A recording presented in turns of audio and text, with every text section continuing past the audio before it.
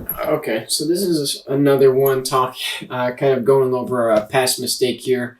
And so I made a video, I haven't posted it yet, but I'm going to kind of stick this on here as a future me, right? Because basically, I did this video I watched this video of a professor talking about a subject, right? So I was watching, and there was kind of this passing mention of, oh, when you add neutrons, it doesn't affect the like bond length or anything like that. And I heard that and I was like, what? And like there wasn't much explanation into it. And I was like, that's so weird. And I immediately paused the video and I started thinking about it. I'm like, how could that work? Like, how can I make this work in my theory? And I was like, that doesn't really make sense, right? And so I drew it out on my whiteboard. I was like, I got to think about this, right? And I started writing it out on my whiteboard. And then, I put it up on my, I thought about it. I was looking at it. I was trying to figure it out. And then I put it up on my fridge. I'm like, I'm not sure about this. Put it on my fridge, and it sat there. And I was like, you know what? I don't know. Right. So I'm just going to make a video and talk about it. Right. And that entire time, it never once occurred to me to double check. It never once occurred to me, maybe I should make sure that's true, right? I didn't think about that once. It wasn't until after I had recorded the video and I was like, oh, I'm going to start like going to edit it and like post it. I'm like, maybe since I'm so unsure about this, maybe I should just check that like that's actually true, right? And I look it up and it's not.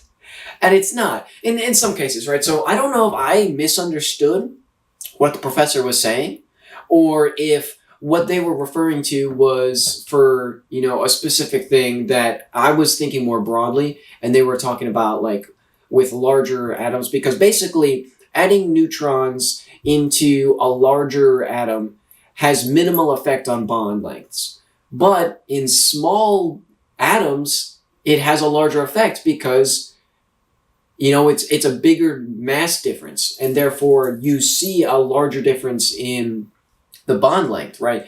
And so it's not negligible with small atoms like hydrogen, but with larger atoms, yes, it's relatively negligible. It basically doesn't change the bond length. And that makes sense. That's fine. Like if that was the explanation, oh, because it's such a large mass, the increase in mass is not a big deal, right? That would have been fine. But that was not the explanation, right? So I think the one thing that could be taken away from this is to be careful, right? To always double check, always look into things and be like, wait a minute, right? Because it all things considered, that video is not that bad, right? Like the video is not that bad, because the entire time I'm like racking my brain and it hurts and I'm like, it feels wrong. It doesn't feel right. It doesn't make sense. So, I don't know, maybe it's not, all these things, right? And like I'm questioning it the entire time. Like, how does this work? It doesn't make any sense, right? And it's because it's not how it works, right? But I'm going to still post the video because I think there's other realizations that I come to in the video that are potentially useful and important and could be something to build upon in the future. And so maybe the reason why I had to do that talk first, with the misunderstanding, was to help get realizations that, I wouldn't have gotten otherwise. I don't know. I don't know. But, I think a big problem with it is that I was watching this professor, and so I just assumed this professor knows everything, right? Why would I doubt them? They're a professional. They know this stuff, right? So what he says must be true. And that's not always the case, right? And I'm not saying that they were wrong, but from like what I understood was not correct, right? So I don't know, right? It wasn't like the main point of the lecture anyway. Like it wasn't something big that was brought up and they went into detail on. It was just a passing comment, right? And I mistook it, right? And so this is an important thing, because I think this happens a lot in school where, a professor says something and then it just becomes like, oh, well, why would you question them? They know what they're talking about, right? So you don't need to look into this for yourself and understand how that works. They say it works, it must work, right? And I think this is a big part of why things are the way they are. Because, it's that trusting, like, their sense of authority, right? You're just believing that they know this stuff, right? Because they've studied it, so they know it. But if everyone is going off of that mentality, it's the blind following the blind, right? They're like, oh, well, I don't really understand this, but this person telling me about it understands it, right? So if they understand it and they're telling me this is how it works, then that must be how it works, right? But then the person that taught that, like, when they were learning, that was their exact mindset, right? So it's this blind following the blind mentality where it's like, I know it doesn't make sense, but trust me, it makes sense. And they just believe that because the person that taught them told them that, and the person that taught them told them that. And it's just this chain of everyone thinks that it makes sense because someone told them it makes sense, but no one actually understands how it works. But they don't care that they don't understand how it works because they were told it makes sense, and they just use it because it works, and they don't need anything more than that to get by. And I don't know. I'm just kind of confusing myself here. It's just, but I think that's kind of what's happening, right? Like, everyone is just trusting that someone else knows best, right? And they're not really questioning it. And no one's really encouraged to question it. And people that do question it, they're the ones that are like I get comments on my videos saying, like, fantasy science, like, and I'm not saying everyone that's, like, comes up with a theory is worth, like, is a good theory. I'm not saying that all of these theories have merit. There's different theories out there that are just not good. But at the same time, I don't think that everyone should be lumped in the same boat. If you're not mainstream, then you're, just making it up, and it's not worth looking into. I think that, like, you should be, like, we should be kind of, like, certain things you can immediately be like, okay, well, this is just dumb, right? But at the same time, like, I don't know, you got to give it a little bit of thought to be like, okay, does this work? And if you can be like, okay, immediately disproved it, okay, obviously this is not going to work, right? So I guess you just got to put it through tests. And if it falls apart really quickly, then it's not a good theory and it's not worth your time to pursue farther. But, that's kind of what I'm trying to do here, is find out where it falls apart. And the only way I can do that is if someone else pokes holes in it. So that's what I kind of want people to do. But it's just really annoying when people just say, oh, not true, fake science, but they don't say why, right? And if they don't say why, then how can I prove to them that that's not actually an issue? How can I prove to them that I can make it make sense, right?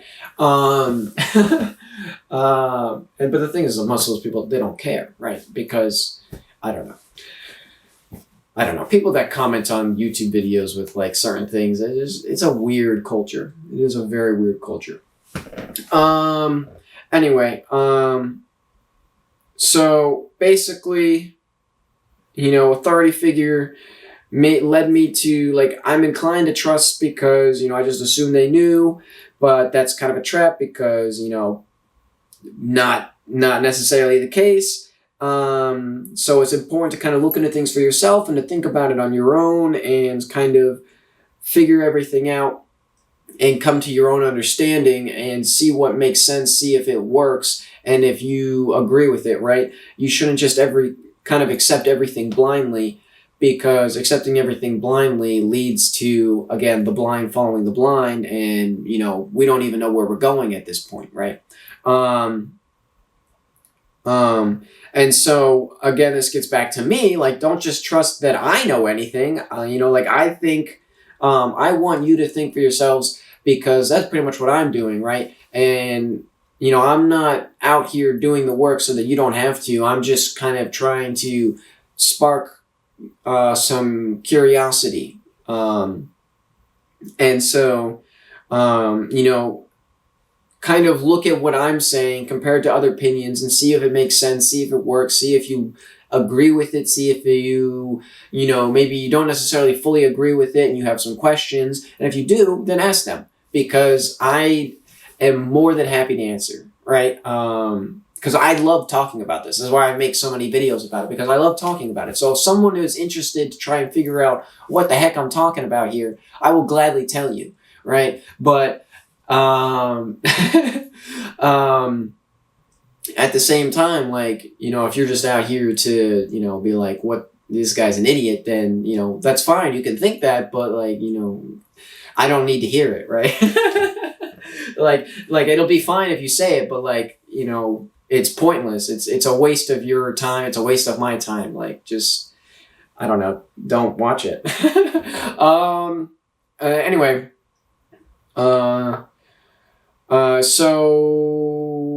one thing that I think can be taken away from my ramble that is either going to be a part of this video, or maybe I'll make it a separate video if part is too long, I don't know, is that one thing is sorry,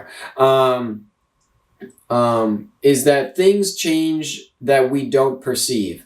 I think this can be translated from or like transferred from what I was initially talking about, because I was like, maybe this change, like, it's there, but like we just don't notice it, right? But the thing is that technically, yes, no, we do notice this change, because mass does have an effect, and so we can observe this change. But it started making me think about changes that maybe we can't observe, right? And then that got me back to time, and I made a video about time and temporal stability, and someone commented on that video like, dude, are you okay? And I thought that, at the same time I was like a part of me was like, am I okay? Like, am I crazy?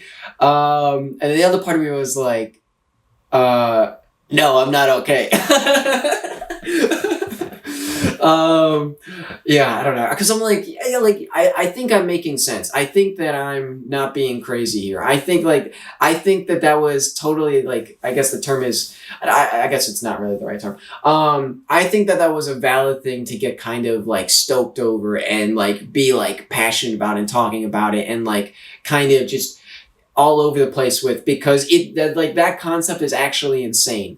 And that's probably why the person was like, dude, are you okay? Because you ask anyone, like, like, I sound like I'm like on like crazy drugs or something. I'm like, bro, what if everything around us is moving, right? And technically everything is moving, but like to us it's not moving because we're moving with it, right? But that's exactly what I'm talking about, right? But on like the temporal level. Anyway, I sound crazy for saying that kind of thing, because why would you think that anything around you is moving if it doesn't look like it's moving, right? But this gets back to perceiving things, like things changing that we can't perceive, right? And so I think that, it's just the passage of time in general. And like, I kind of like started talking to myself while I was doing this, because I was like, trying to think about this. I'm like, you look at this pillow, right? Right? What is this pillow doing right now? Well, it's not doing anything, right? But time is passing, right? So even though it looks like this pillow, nothing is happening, and this pillow is doing nothing, something is happening to this pillow, because time is passing, right? And that's the kind of thing that I'm trying to like think about here, right? Because for every moment of time that passes, even though technically it looks like, and potentially physically, nothing has changed within this pillow, which, if you really think about it from the like microscopic levels, you've got like atoms in, like, you've got photons hitting this thing, and you've got atoms potentially decaying, and like stuff, like all kinds of different processes going on in here, like molecules breaking down, and like all kinds of crazy stuff could be happening just in this pillow. But like, I'm just like, so, if you really want to think about it on the time, like, it is changing, and there are certain things that we could perceive about this, but for every moment of time that passes, right, we are perceiving this pillow, right? And as we go through time, this pillow appears to do nothing, but it is moving through time. So it has to be doing something. And I know that I sound so crazy and so stupid for saying that, but like, I think I really want to get it across that this is like this is something. Like, I'm telling you. I'm telling you. Cause I know I sound absurd. I know it sounds so stupid, but I do think that this is something. I don't know. It's so difficult because, like, on one hand, like, I'm trying not to sound like a totally deranged, like unhinged person here, but like, this pillow's doing something. Yeah. I'm gonna move on. Every object in the room appears not to change, but it has to be changing because time is changing. That is something that I think could be good to hold on to. And so what I am saying is that it looks like the room is still, right? And forgetting relativity and the fact that, like, technically everything's moving because we're on a planet that's moving and everything around us is moving, right? Forgetting that, imagine the fact that we're moving is just completely gone away, right? So if for some reason, somehow the entire universe stopped, right? This, like, the room, like, I mean, honestly, if the entire universe stopped, like, I don't even know if time, like, would time even move too? Like, I don't know. That's a whole other thing, though. But just, like, if you imagine we weren't moving outside of that, right? Forget about that aspect of it. Like, we are still moving through time. And if we're moving through time, and the instant that is now is not the instance that is now, right? Then the furniture and the walls and the floor and the ceiling that is now is not the ceiling and floor and walls and furniture that is now. It's just not. Right? Something changed. And I know that there's processes going on, so obviously there's, on the atomic levels of, I've got like wood and there's, dust in the air and all of that is changing. And I know that all that kind of stuff is changing. But regardless of that, right? I think that there's a temporal level to everything that is also changing. And we don't perceive it because we are also changing on the same time interval as everything else. And that's what we consider as still or at rest. And it's the same thing as if you are in a car, everyone in the car with you is at rest, but the car is moving, right? And it's the exact same thing, except on a temporal level. And it feels weird and it sounds dumb, but I think there's something there, and I think it's important to kind of hold on to and keep in the back of your brain, because I don't know what we will do with it. I don't know, but I do think that at the very least it's a good concept to ponder, even if it actually isn't true. I think it's a good concept to ponder because why not? I don't know. Yeah. Peace out. Okay. So we're gonna start this one off with this mess of drawing that I wrote here. So what I was doing was I saw like a random mention of basically someone was talking about molecular rotation and transition, what's the word? Translational and rotational motion of molecules. And I was like, okay, well, this is really interesting. Does this play well with my theory? What's going on here? And I think yes. I mean, it's still like the how it all works in my head. I think it still works. There's no issues with this. But I thought it was interesting because I was thinking that, if we're looking up and we're looking at space, and space can be related to molecules and stuff, right? If that's true, then shouldn't molecules be spinning and like moving and stuff? And so when I looked, the answer is yes, and they do. So this is good, because if we found out that they didn't move at all, this would be a significant flaw in my theory. But the reality is that no, yes, they are rotational, because again, I think, everything is relatively rotational motion. Every interaction, like what is considered an interaction, is based off of rotational motion. From my current understanding, that's what I think. What it actually comes out to, I'll go into that more in depth. That has to get into like Fourier and Laplace transforms, and how we can basically convert back and forth between linear and rotational motion and go back and forth. And the fact that we can do that makes me think, more evidence to my point. And a side tangent, this has nothing to do with what I was going to talk about, but it came up, so now here we are.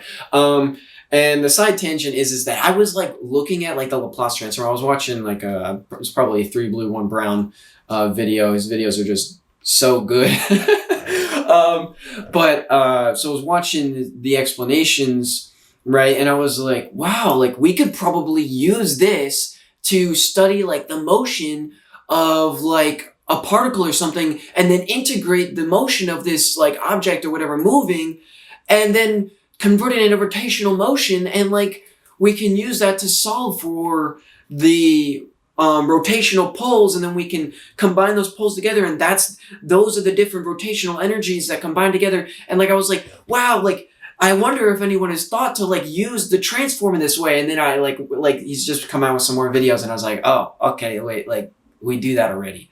I was a little late to the punch on that one. It's already discovered. But the fact that like I didn't know that, but I was like thinking, oh, this could be used for this, right?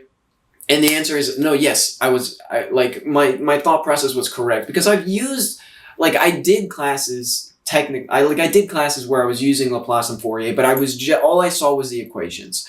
I wasn't thinking about its implications in the slightest. That wasn't a concern to me at the time. All I was focused on was understanding the equation so that I could pass the tests.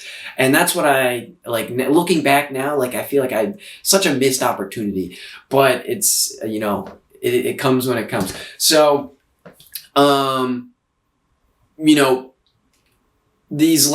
these transforms and stuff, you can use them to get rotational motion and turn the rotational motion back into, a linear plot. So you can, have a linear, position or motion, right? And then like tracking the position to get a linear plot. And then you can use that to then basically deconstruct it back down into rotational motion with poles and stuff. And these poles, I think is, I'm getting too in depth and going too far with it, but I just thought it was so awesome that actually, no, that is what you can do with it. And I don't know if the thing is that I don't know what I don't know, right? So there's certain things that may have already been like figured out and people use it for this stuff already, and it's no big deal. But like, I just don't know how far that is actually being utilized, and if the concepts that I want to use that for are actually what it's being used for. And I don't have all the information yet. But I just thought that was really cool to see that you can basically convert back and forth between rotational and just translational motion, or just linear motion, and nothing, like there's no issue with that. It's like you just flip flop back and forth, right? So what's the difference between them, right?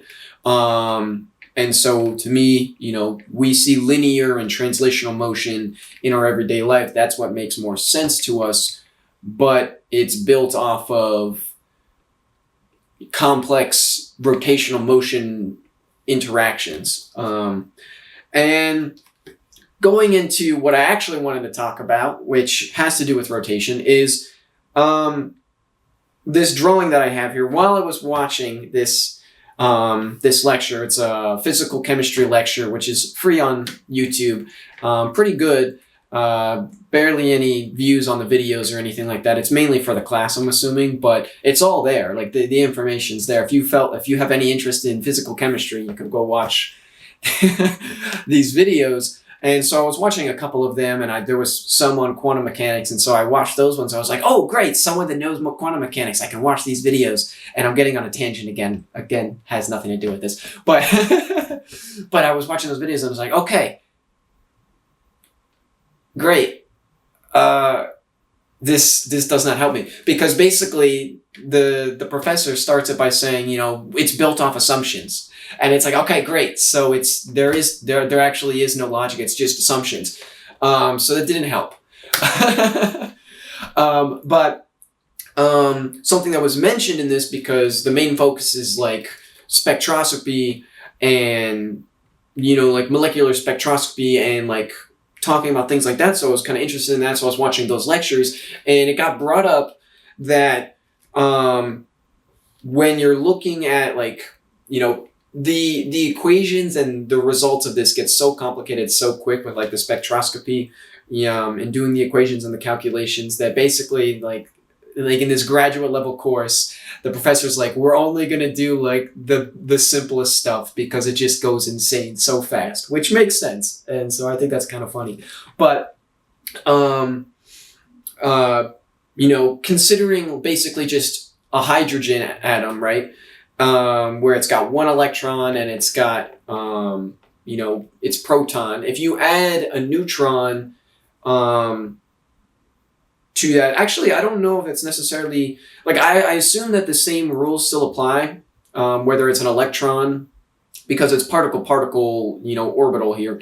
I'm assuming that it's relatively the same principle, but I think, they're really talking more about molecular bonds and stuff, so we'll assume it's like a hydrogen-hydrogen bond or something. I'm not sure. I'm pretty sure that's a pretty common thing to see H2.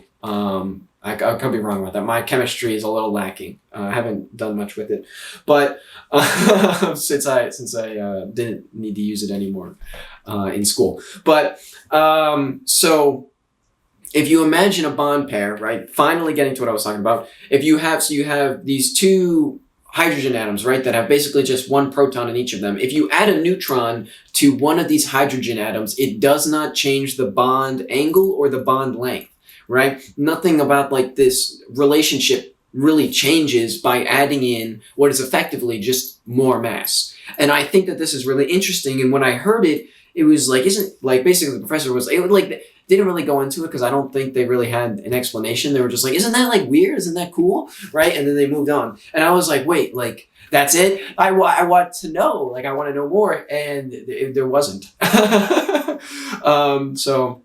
the thing is that, like, this really kind of, like, hits me because it's like, okay, well, my theory is all about mass is what's driving, like, higher mass has a stronger pull. So, like, what's going on here? Shouldn't the bond length change if the mass increases? Shouldn't that disrupt something? Shouldn't that break my theory? And so I was thinking about this, and I'm like, how does this work? Why does this work? Right? Why does adding more mass not affect the bond length? Like, why doesn't it lengthen or shorten it? What is going on here, right? And so what does happen is, though it doesn't affect the length, what does get affected is, there's a bunch of stuff here, and a lot of it is relatively irrelevant. Basically, the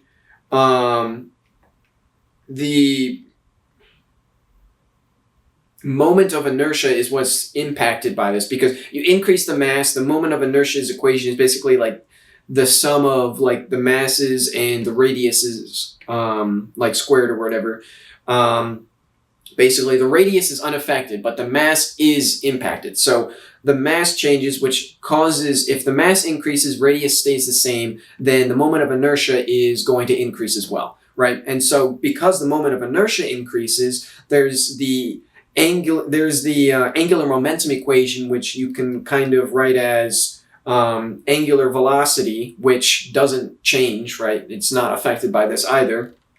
And so so we have the angular velocity, which is not affected by this, spinning at its same speed, right? So it continues around at the same speed, right, at the same distance away. So all that's changing is the mass in the equation, and because of that, the angular momentum increases, right? And so this is interesting because the angular momentum is increasing, which means that energy in the system is increasing, which makes sense because mass is being added, energy should increase. But it's weird because it's like, but shouldn't it move, right? And so here's the thing, like I was watching videos on this, and so like there's like that demo where like you have like a spinning ball, right? Or like a person sitting in a chair, right? And they're spinning, and when they stretch out all their limbs, they slow down. When they tighten up, they speed up, right? And so this is what I think is happening here. This is the conclusion that I've come to, and I don't know what else would make more sense than this. And the reality is what I've come to here is because angular momentum is increasing, from a relative standpoint, the distance is actually changing, but it remains constant. And this gets into also, the whole thing of different masses falling at the same speed, right? Even though, one is heavier, so you would think the heavier one should fall faster than the lighter object, but they both fall down at the same speed. However, as I talked about in another video, the heavier object is going to have more energy when it hits the ground than the object that is lighter. And so what I think is interesting here is that, yes, you have, a hydrogen bond that is, just chilling, right? And then you have one that has one hydrogen with a neutron with it, right? So it has a neutron and a proton in its nucleus compared to the other hydrogen that just has just its proton in the nucleus, right? And then on the other side, these are just two pure proton hydrogen atoms, right? And so even though they would look identical, this one is going to have more energy than this one because it has more mass, and the rate at which it spins, it has more angular momentum. And as we know, when you stretch out, right, the farther you move out, it slows down your angular, like it slows down your velocity. But since the velocity remains constant, right? So imagine that the angular momentum is increasing, right? So you would think, oh, it's tightening up, right? So it should be, since the angular momentum increases, you would think, oh, well, it must, get closer, right? But its velocity stays the same. And so because its velocity stays the same and it stays at the same distance, it's as if it was moving closer, right? Because it's almost like because the moment of inertia changes, it looks the same, but the conditions are different. And so it doesn't, it's weird. It's weird because it almost works too well, and I don't know, maybe that's just how it's developed. I don't know. So this is why I don't have all the answers on this yet. I'm just kind of speaking it out here because this has been sitting on my fridge, and I don't know what else more I can put together from this. So I'm just going to say what I have and move on. But it's just really interesting because, more mass is in the center of this one, right? So its properties are different, right? So when you do the calculations and stuff, you're going to calculate, oh, its, radius should be here, right? And that will give it a certain amount of energy, right? And so if you do all the same stuff, right? But you have the same radius, but this one has less mass, guess what? This one has less energy, right? So they look the same, but they are not the same because depending on the properties of these things, right? These bonds, depending on which one has the higher moment of inertia, you would put the bond length at a certain size, right? And you'd be, okay, well, it needs to be here, right? Because of this, right? And then over on this side, you'll be like, okay, well, it needs to be here. And a thing that I just came to as well as I just thought about, because we talked about relative energy. And this maybe this is actually the key thing to consider here. Because rest energy is defined by its mass, right? That's, in my opinion. Its rest energy is its mass, right? The relative energy that we observe, the useful energy in our universe, right, in our reality, is based off of velocity. It's based off of its movement speed, right? And because its speed does not change, it does not appear to really make a difference to us, right? It looks the same. They are different, but it looks the same because in our reality, the relative energy has not really changed. Its rest energy has been affected, but its relative energy has not. And so to us, nothing appears to have changed. But because the mass is just the mass, and then in this moment of inertia equation, the radius is actually squared. And if you actually, you could write it out a different way. You could also, instead of doing what is that, omega? I don't know, the W, for angular velocity, instead of doing angular momentum equals the moment of inertia times angular velocity, you could write it as mass times velocity times the radius, right? And so, you have, that's when you pull in basically speed or the relative energy. And since the relative energy is not changing, right, it's just the mass, those two parts of the equation don't, they're the ones that have the greater effect on the overall result. I don't know if I'm making sense with this. But in the moment of inertia equation, it's mr squared.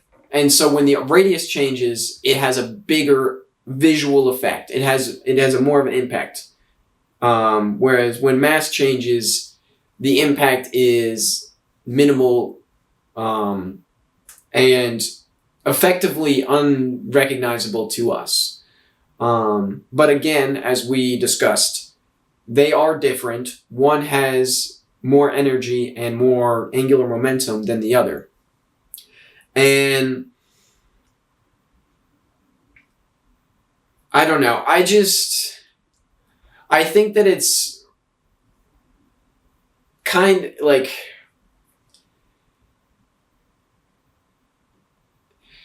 it's just so weird how it works, like how the math plays out. But I think the overall conclusion is that it's because rest energy is what's being affected, right? And there is a shift that's technically happening, but the shift, like the way increasing the mass, just the amount you increase the mass by is also the amount by which the radius should technically extend outward or be pulled in. But it's just naturally already in that. I don't know. It's weird. I don't know. I think I may be still missing some stuff for this. All right, we'll probably have to come back to this. But I think a key takeaway is rest energy and relative energy and how they play together and how we observe them. And the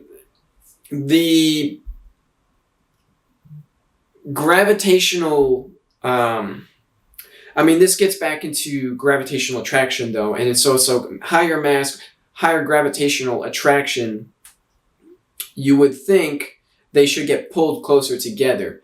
But I think that because there is this angular momentum, this angular momentum kind of counteracts the pull in, right? Because it's moving fast enough, it's moving, because if you picture it as like at every instance, it's actually moving instead of being pulled this way because of it's got like this angular, it's like constantly getting pulled in, but as it's getting pulled in, it's also trying to basically head off in a tangent line directly off of its orbit. So because the momentum is increasing, it's technically closer. It is technically closer because the mass is higher now, so it's closer to, but with a higher mass, right?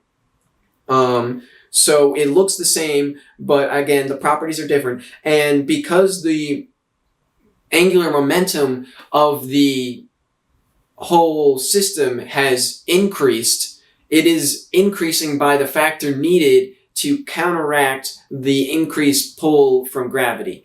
And that gets back into what I was saying about relative and rest energy. And I don't know, just the way that works feels almost like it just keeps, like, I keep thinking about how that makes sense, and it's kind of hurting. I'm like, because it doesn't feel right. So maybe it's not right, but at the same time, like, I feel like that makes sense in logic and in, the math of it, and all, like, the logic and the math all make sense, but picturing it play out, and the fact that changing this value actually doesn't change the other value, even though now it's technically a different system. The system is different but looks the same. The fact that it can look the same but be different, that's what's breaking in my head, because everything I observe, right, goes against this, right? Because you change the system, I would have to think about an example that could potentially work against me saying everything else goes with these principles. But the fact that you're looking at an object, right, and if you change the system, right, you heat it up or you move it or you cool it down, like, no matter how you affect the system, right, whatever it is that you're affecting, there's a physical difference. There is something you can observe to be different with the system. It's heated up, it's got more energy, it's hotter, it's radiating more. There's different things, like, you can observe it and see a difference. So this whole add mass, nothing changes is really weird. But potentially, the reason why this is so weird is because again, as I was saying, it's not actually true, right? It's not real, because getting back into the rest mass and the relative energy.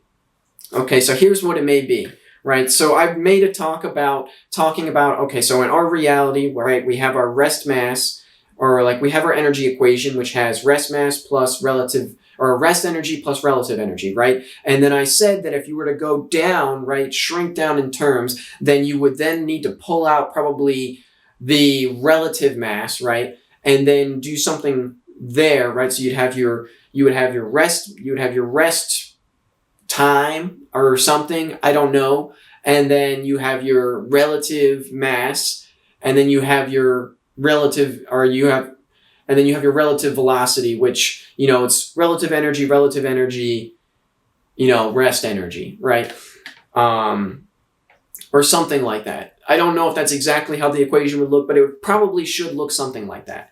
And so maybe the difference we are observing is in this relative mass area. That's where the change is happening, right? And so, we look at it and we go, oh, nothing changed. But obviously something did change, but it's just something we can't observe, right? And it's because it's a change in a reality that is not observable to us. Just like we can't see, like, into black holes, or we can't see past a certain, like, limit, right? There's limits to our observational capabilities, right? And so maybe this is another one. It's not that we just can't see too small. There's also interactions at play that are just not within are not real to us, right? They're not in our reality. And so it's not that it's not real, it's just not real to us. And that's, I don't know, that starts to get weird. But I think that that's potentially what's happening, right? it appears that nothing changes, but from logic and calculating it, the answer is it does change. We just can't perceive what's changing. And that, again, that feels weird. It feels wrong, but it also kind of does make sense in some way. Maybe it makes the most sense to me. Maybe I've just been babbling and saying a lot of either the same thing or a bunch of nonsense. I don't know. But yeah, so this has been kind of giving me a lot of strife for, I don't know, a week, maybe. And that's the conclusion that I've got. All right, so I don't know. Do with that what you will. Most of what's written on here is completely irrelevant to what you need to focus on. There's a lot of distraction, a lot of distraction going on here. So, don't get lost in the sauce with this. All right. Peace out. So I realized I needed to add a little tangent onto the end there because I kind of thought about this while I was talking, but I had to double back and just triple check because I was like, yeah, you gotta, make sure you do your research, right? And then I realized I only did a quick search and got just a quick summary response. I didn't really dig deep into where those sources came from to confirm that they were even real, to make sure it wasn't a hallucination or whatever. And so I just went back and I double checked it. And so now I feel a little more confident saying this, right? Because what I said is true, that the hydrogen is affected a lot more significantly than larger atoms. And this is because the mass difference between hydrogen having neutrons added to it, and a larger, heavier metal or something having neutrons added to it, there's just not the mass difference is negligible in larger masses compared to in a smaller mass, right? And this makes sense, right? But here's the thing. That's based off of mass, right? And if increasing the mass has an effect on the atom and its properties, isn't that in favor of me? Because that means that gravity, that mass, and therefore gravity is impacting everything, right? And doesn't that point towards potentially that, hey, gravity is what's going on here? I don't know. I'm not gonna go too far with that, but I just wanted to highlight the fact that gravity does have an impact on the atom and how it behaves. It does, right? The mass of the atom and its gravitational pull changes how it behaves. Because you can observe that with, hydrogen without any neutrons, right? And then there's hydrogen with one neutron and hydrogen with two neutrons, right? Those are three different, I guess it's technically molecules. I thought that's kind of, no, it's isotopes. I was just reading this. Anyway, so there's three different isotopes, right? Of the same atom. And yet, they behave differently, right? They're different. And I think that is very interesting. Because with the way that certain things are laid out and taught, I feel you wouldn't expect that, right? And yes, when the mass gets larger, that's less important. But I feel just because it's less important at larger masses doesn't mean it doesn't matter at smaller ones. The fact that it does have an impact at smaller masses, to me, points to things not just being based purely off of charge, right? Because nothing the charge does not change, but its behavior does, right? And I think that that's important. I think that that's something that I don't know if it's necessarily widely thought about or looked into, but I think that is important. And I also think it plays well with my theory. so maybe I'm biased in thinking this, but yeah, I don't know. I feel like that shouldn't be the case if the current theory is true. I feel like that shouldn't matter, but it does. So I think potentially point for me there, and I think that's very interesting. And that's all I wanted to say. Peace out.